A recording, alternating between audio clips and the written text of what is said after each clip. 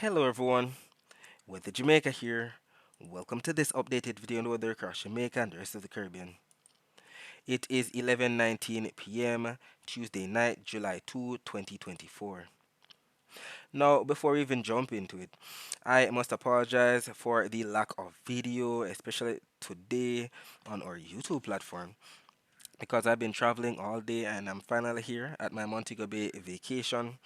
Unfortunately, we have a hurricane coming in, so the plans have definitely been foiled and we couldn't do the refund at all. Either way, I'm here. Hopefully, I am able to post throughout the day tomorrow. I heard that the resort, the hotel here, has a generator and the internet seems to be stable, not as fast as my internet at home, but it will do.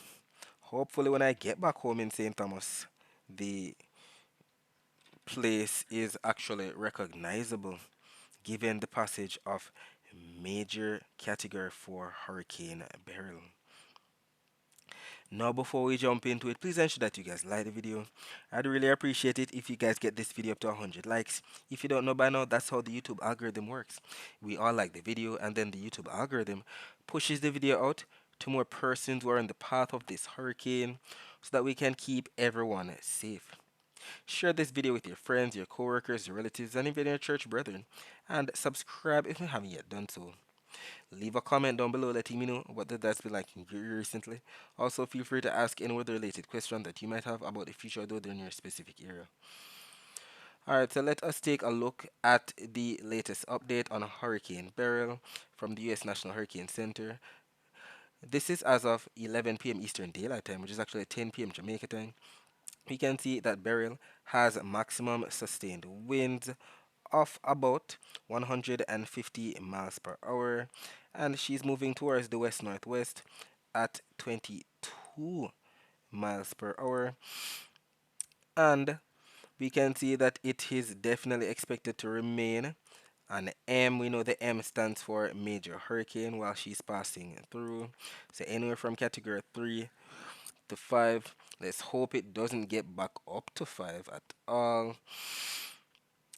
And if we take a look at the actual speeds regarding the Saffir-Simpson wind scale, we know that category 4 hurricane, which it is right now, considering that it has 150 mile per hour winds, anywhere from 130 to 156, while category 5 is 157 plus. So we can see that it's definitely closer to a category 5 strength as of this latest update rather than closer to a category 3 strength. Remember, Gilbert, which crossed over the island, was a category 3, and most of our older people definitely have the most to say about the damage that was done by Gilbert. Ivan was a category 4. Dean was a category 4 when he was passing as well. Dean further south than Ivan. Ivan definitely closer to the island than Dean. And we definitely saw the damage that was done regarding those systems. So we're definitely in a bad situation with this high end category 4 hurricane that many of us are going to be talking about for a long while with the massive destruction that's going to be taking place. I can already see the light posts down, the trees down, possible roofs and houses destroyed. It is going to be ridiculous, and we can just imagine the inflation, the recession that's going to be taking place afterwards. We just hope it is not as bad as expected. Taking a look at the visible satellite images of the Atlantic before the sun went down, we can see the clouds associated with Beryl right there across the central Caribbean, definitely battering sections of the Dominican Republic and Haiti as we speak, and it's definitely making its way west northwestward. And if we take a look at the close-up of Beryl, we can definitely see that the clouds even extend far northward. There were even some thunderstorms being experienced across sections of the southern Bahamas, the Turks and Caicos. We can see that the entire island of Hispaniola is being engulfed as we speak. But the heaviest weather associated with the system is off to the south, where we see the central dense overcast and the eye. Even although the eye is not as open It could be undergoing another rapid intensification, who knows? Or maybe it is actually feeling the effects of the upper level winds that are trying to, do something about its strength. Either way, we can see it right here. And we can also make out the lines of latitude right here from east to west. So 16, 17, and then we have 18 right here with Jamaica. And we can definitely see that it's doing something like this, more so of a west northwestward track. So it's not due west at all. If it was due west, it would have been more along the latitude line here. So it's definitely moving towards us up here, and we're definitely going to be feeling the effects tomorrow. If we take a look at the Doppler radar images, we actually saw Beryl on the ABC Island radar right here, the outer bands, and we even saw a lot of rainfall associated with her across portions of the Dominican Republic radar. But as of right now, we can see that it is out of the image. We don't have any Doppler radar in Haiti. We know how expensive they are, and that country, we know the story. Jamaican Doppler radar has been done for quite some time, so we're going to be having to depend on the Guantanamo Bay Cuban radar and the Pelon actual Cuban radar. And we can actually see the Guantanamo Bay radar here, and we can make out some rain bands as we can see, as represented by these green colors that we know represent light to moderate to heavy rainfall already coming in from the east, and all of that is between Haiti and Jamaica. So I'm sure that they're seeing some lightning flashes out to sea east of the island as it relates to the wind that is expected. By the way, before we even jump to the wind, let's look at the Saharan dust. We can definitely see that in terms of the dust, it's not going to be doing much, even although it ingested some dust today. It didn't even do much to the system, not to mention the wind shear that was expected to rip it apart. Clearly, we see what's happening. It's trying to maintain that category 4 strength. If we take a look at the wind field associated with the system, we can see that it's definitely expanding, especially to the north. Definitely a lot of strong tropical storm force winds affecting section of the southwestern portion of the Dominican Republic as we speak. Section of Haiti getting in on the mix. And we're definitely going to be waking up to some amount of damage videos circulating on social media from southwestern Dominican Republic, if not Haiti for sure. Just to show you that the system is so far south and they are still getting damage. If we take a look at the probability wind field, we can see that Jamaica is now in the middle of it all. 90% chance of us experiencing tropical storm force winds across the island. Not to mention, if the eye passes over us, hurricane force wind. We don't want that at all. We don't want a category 4. We don't want those winds affecting us one bit. If we take a look at the map right here showing the track as well as the warnings that are issued, definitely see that we have a hurricane warning up for Jamaica, the Cayman Islands, Haiti still, section of the southwestern Dominican Republic as they're being affected by the tropical storm force winds. And we can definitely see that the tracks from the supercomputer models, the Euro, the GFS, the National Hurricane Center, dropping all of those drops on into the system, have definitely forecasted well the path of the system. Even although we see it taking more of a westward jog, it's definitely still on its way to make it very close to Jamaica. Hopefully, we have a scenario where it doesn't cross us with its center more so towards the south of the island. That would be the best case scenario that would benefit us all. Either way, in terms of what the Euro and the GFS supercomputer models are showing in terms of what's expected, and we're just going to be going out to the next 24 hours because that's all it's going to be taking for the system to cross over. And we can see that as early as 7 a.m. This is 12Z on the GFS. We can see the system right there off to the southeast of the island. By that time, rain should already be coming into section of eastern and northern Jamaica, especially. Then by 18th, which is actually 1 p.m. on Wednesday, we see that the center of this system should be either off to the south or on top of the island, maybe across section of southern Jamaica.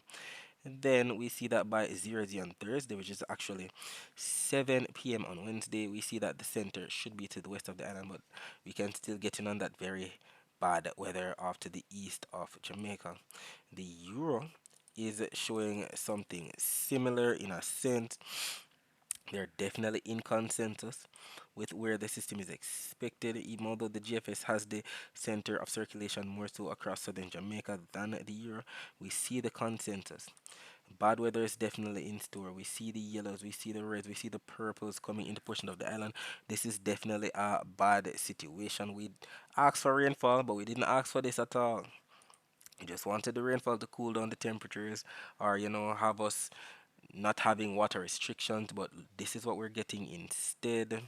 Hopefully, we can recover. Hopefully, we can. As a matter of fact, we will rebuild. Let's speak it into being. So we can see the spaghetti model plots right here. Definitely in consensus taking it, if not scraping the southern portion of the island off to the south of the island. Hopefully it doesn't make landfall at all, but either way, we're still going to be getting the bad weather. And we can see that as time goes on the intensity model plots, the next 24 hours is going to be starting to definitely drastically decrease in intensity, whether it is category 3, then maybe category 2, 1 by the next 3 days. Either way, there's still a lot of rainfall to be had across portions of Jamaica.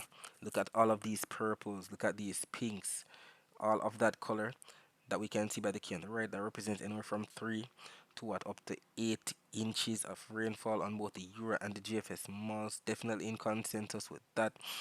Even the rainfall total maps from the US National Hurricane Center show something similar, with majority of the rainfall even exceeding 12 inches of rainfall, especially across that area, across Portland, St. Thomas, where we have the Blue Mountains. We know the mountains can definitely squeeze out more in the way of rainfall across the island. So definitely gonna be some river flooding taking place, some inundations, some areas cut off because of land slippages. The damage is going to be ridiculous, probably setting back Jamaica a few 30, if not 40 years. And that's just a very bad situation overall. Hopefully, we don't get any loss of life from this system. Hopefully, everyone is taking necessary precautions and staying safe. And actually, going to shelters, seeking refuge with a relative or a friend. Please, we don't want any death. We don't want any of that kind of news coming out. We want to hear that we all survived because we know that the after effects alone are going to be a bad situation. We've heard of Hurricane Maria. I know it crossed over that island in 2007, Puerto Rico, and 2017, sorry. And the after effects, the post the post traumatic stress disorder it caused on persons, the stress with the inflation, it was a bad situation in general. Either way, prepare. If we take a look at the US National Hurricane Center's 7-day graphical tropical weather outlook, we can see that even behind Beryl, we still have that area highlighted. We have a code yellow for tropical cyclone development within the next 7 days. We saw it earlier this year. It was a code red, then it became a code orange. Hopefully, the Hurricane Center drops it in general, but we do see that there is some thunderstorm associated with this system. Yesterday, we didn't see much on the satellite images, but it's starting to fire up again as it pushes towards the west. And we see that the models definitely take it in this similar track, like a burial, definitely crossing the Windward Islands and then making it towards the west northwest. Hopefully, not the same track at all. We see the intensity model guidance keeps it at a tropical wave. Hopefully, that is maintained as we can see all, if not most, of the models showing that either way, Debbie is going to be imminent even after this tropical wave because we have a lot more hurricane season left. It's only July 2. And the peak of hurricane season is August to October. We're definitely going to be keeping our eye on the tropics, and I'll definitely be here to keep you updated as we go out in time. Hopefully, we don't get any more systems like this for anyone at all. Alright, so let us take a look at the surface map of the Atlantic for this evening.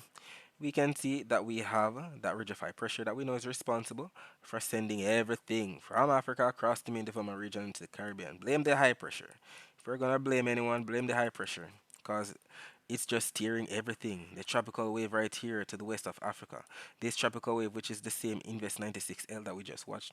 Hurricane Beryl right here, and another tropical wave off to the west of the island. Everything has to go west because of the ridge of high pressure. And if we take a look back at the visible satellite images of the Atlantic before the sun went down, we can see that we have some clouds associated with this system starting to come into sections of the Windward Islands. We see some thunderstorm clouds across portions of Central America, Northern South America as well. And if we switch gears now and talk about what was predicted in yesterday's video about the weather across Jamaica for today, if you remember, we definitely said that we would have had more winds coming in from the northeast. So northern Jamaica would receive most of the wind. Southern Jamaica would have received little to no wind and a lot of heat. And it was definitely hot across southern Jamaica. We definitely had reports coming in of persons who were, exhausted. They were tired of the very warm temperatures. It was also predicted that we would have received some isolated showers across southern Jamaica. And there was one follower on Instagram who confirmed that it was raining in her area. And when I asked what parish, it was definitely one of the southern parishes. So southwestern St. Catherine, maybe Old Harbor, might have gotten on some isolated showers. But for the most part, Jamaica was dry in general, especially considering all of the moisture is being focused on Beryl. If we take a look at the latest infrared satellite images, this image is as of all right, right there. So 25 minutes past the hour. So it is 11:50. Yes, 11:36 p.m. now. So a good 11 minutes ago, this was the image that we saw. We saw the thunderstorms right there off to the east of the island. It makes sense because we saw the rainfall earlier on the Doppler radar images. So it is just, showing the equivalent of what we saw earlier. More thunderstorms seen to the southeast of St. Thomas. They're definitely getting a light show as we speak. And if we take a look at the latest Cuban Doppler radar images, we can see the actual rainfall even better. This is the image that we're going to be looking at. We're going to be seeing a lot of this tomorrow, especially with Beryl coming through. This is going to be a legendary time. We can't have this image glitching out during this time period at all. Lots of persons would be very upset about that. We can see the rainfall right there, the yellows, the gold colors that represent some moderate to heavy rainfall, definitely pushing in. And the thing about this system is that most of the rainfall is going to be coming in from this side in the first quadrant of the storm. But when it passes, more of that rainfall is going to be coming in from that way from the southeast. I'll definitely show you what I'm referring to when I show you the wind forecast. But first, let's look at the temperatures right now. We can tell we have 29 degrees Celsius in Montego Bay, 28 degrees Celsius in Kingston, still hot.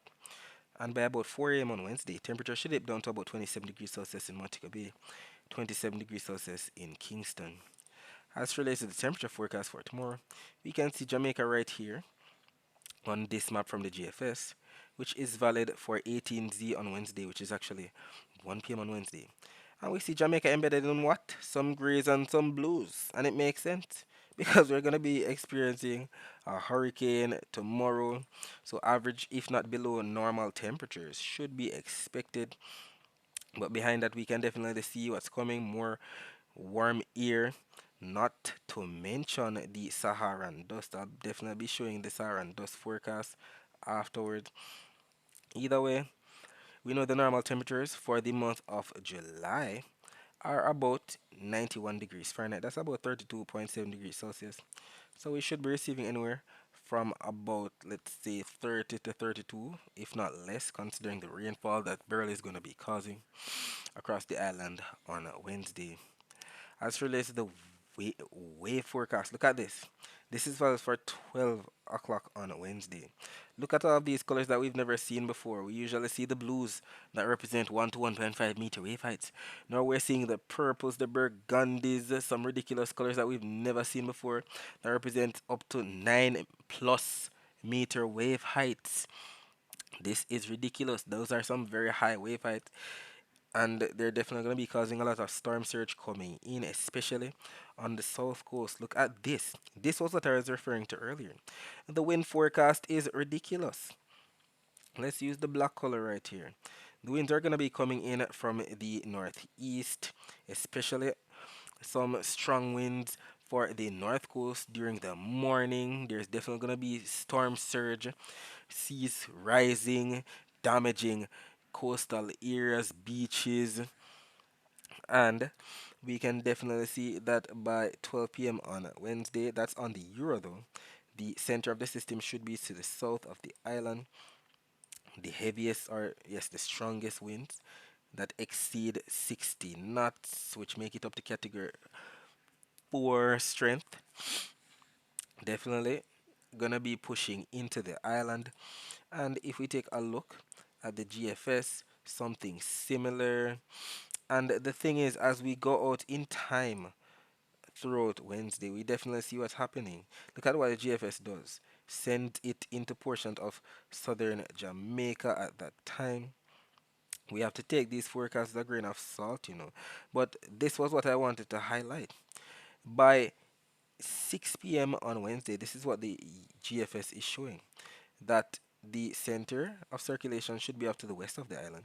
But this was what I was referring to. The winds are going to be switching from the other direction. So we saw that it was coming in more so from the northeast in the morning. Then by afternoon, and the center has passed, it should be coming in from the southeast. So we're starting to get in on that backside of the system. And we see that yes, we have some strong winds, maybe 25 to 30 knot winds, but majority of the strongest winds should be off towards the north by the afternoon. Either way, we still have a lot of strong winds, and the storm surge is definitely going to be ridiculous still, not to mention with the heavy rainfall that we're still going to be in for. And let's talk actual rainfall now. So as stated, with the onshore flow from the northeast tomorrow, it makes sense that northeastern or northern Jamaica is going to be getting on that rainfall first. This map is valid for 5 a.m. Jamaica time.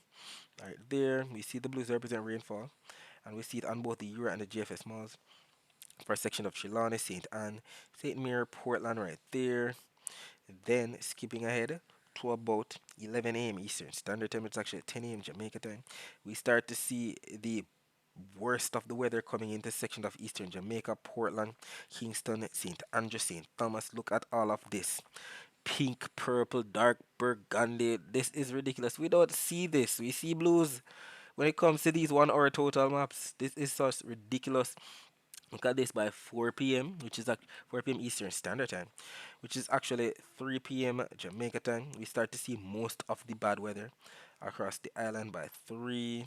Both the Euro and the GFS mods are in agreement with this. GFS is a bit more robust, taking it across even Western Jamaica. Euro not yet at Western Jamaica at all, so we can definitely see that the GFS is going faster than the Euro on this run. Then, as we can see right here, by 9 p.m. Eastern Standard Time, which is actually 8 p.m. Jamaica time, the heaviest activity should be off to the west of the island. Then we're starting to get in back on some blues. Blues still represent some rainfall, and the outer bands are going to be coming in from the south when the system is right over here.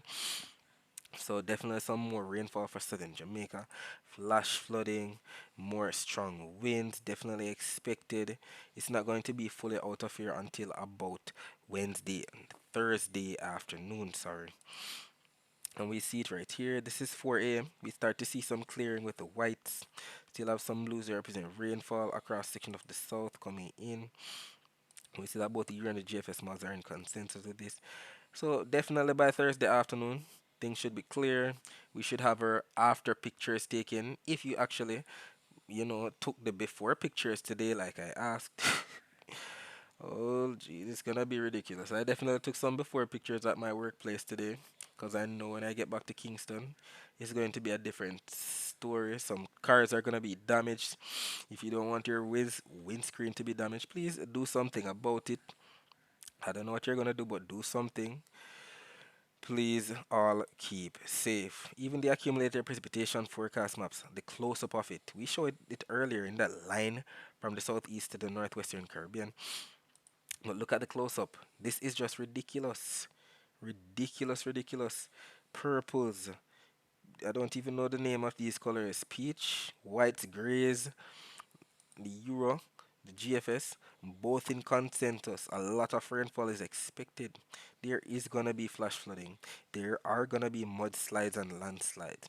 There's gonna be a lot of damage. Light posts down, trees down. Areas are gonna be cut off for a good week or two as the work agency, National Work Agency, tries to clear out the damage. This is why we say buy up, stock up on goods. Some people say, why should we do that? Or some people they don't have the money or whatever the case may be. Areas are gonna be cut off. How are taxis gonna go around? This is why you need a bicycle. And if you see power lines down tomorrow, please, walk far from them.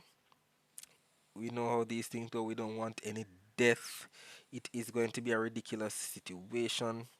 Please stay safe. Either way, with the rainfall that's expected tomorrow, and knowing Kingston and Montego Bay's rainfall totals for the month of July, I definitely think that we're going to be exceeding the rainfall that's expected during the month of July.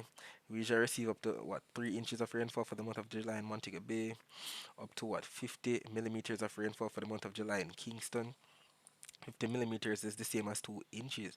So we saw the rainfall totals. There's a lot of rainfall expected.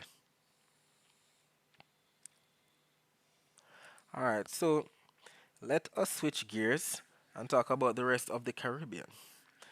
So we can definitely see the clouds associated with the tropical wave coming into sections of the Windward Islands. And if we take a look at the Doppler radar images, let's see if these images will actually load up.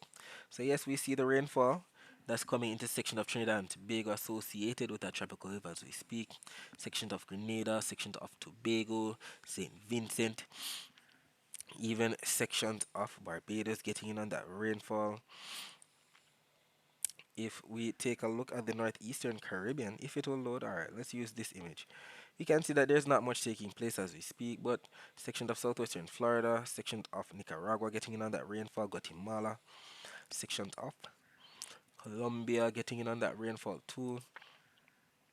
And if we take a look at the wave forecast across the Caribbean for tomorrow, it makes sense that that area to the east of the Caribbean, that tropical wave is definitely going to be kicking up the waters, as we can see by the purples, to anywhere from 2 to 3 meter wave heights, while Beryl is going to be doing the most regarding the waters around Jamaica. Some places, as in the coastline, are going to be unrecognizable with how the waves are going to be battering the areas, and we see the winds making sense across Jamaica with Beryl, but we also see the winds coming in from the east across the eastern Caribbean.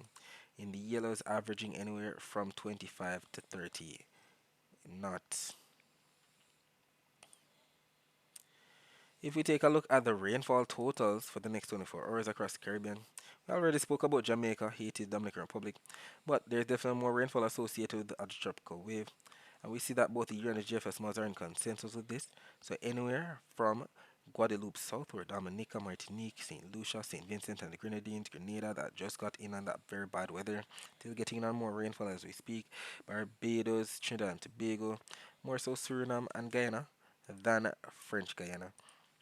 We see some rainfall in store for sections of Venezuela, Colombia, Panama, Costa Rica, Nicaragua, not to mention El Salvador, sections of Belize, Guatemala, and Honduras. And we see that both the EU and the GFS models are in consensus with this forecast. And I know that when they're in consensus like this, the chances of it actually happening are much higher. Alright, so that's it for now. Thanks for watching.